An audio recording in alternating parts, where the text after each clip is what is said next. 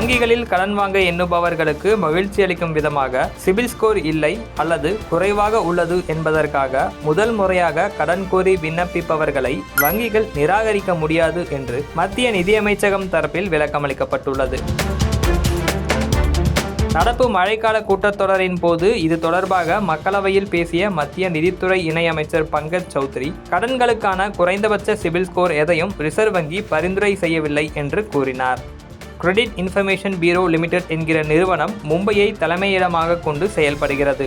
இந்நிறுவனம் தற்போது trans union CIBIL limited என பெயர் மாற்றம் பெற்றுள்ளது. தனிநபர்கள் மற்றும் நிறுவனங்களின் கடன் விவரங்களை பராமரிக்கும் பணியை இது செய்து வருகிறது. இந்நிறுவனம் உள்பட மொத்தம் 4 நிறுவனங்கள் வாடிக்கையாளர்களின் கடன் தகவல்களை வங்கிகளுக்கும் நிதி நிறுவனங்களுக்கும் வழங்குகின்றன.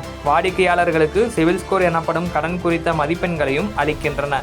இன்றைக்கு இந்த மதிப்பெண் தான் வங்கிகளில் கடன் வாங்கும் தகுதியை நிர்ணயிக்கும் முக்கிய தகவலாக உள்ளது.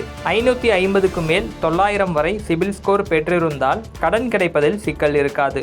அதற்கும் குறைவாக இருந்தால் கடன் வழங்க வங்கிகள் தயங்கும். சிபில் ஸ்கோர் அதிகமாக இருந்தால் அதிக கடன் தொகை, குறைந்த வட்டி விகிதம், கடனை திருப்பிச் செலுத்த நீண்ட காலம் போன்ற பலன்கள் கிடைக்கும். புதிதாக கடன் வாங்குபவர்களுக்கு சிபில் ஸ்கோர் கட்டாயமில்லை என்றாலும் வாடிக்கையாளர் முன்னதாக வாங்கிய கடனை திருப்பி செலுத்திய தரவுகளை ஆய்வு செய்தல் உள்பட சில வழிமுறைகளை பின்பற்ற வங்கிகளுக்கு தடையில்லை என்றும் மத்திய அரசு கூறியுள்ளது.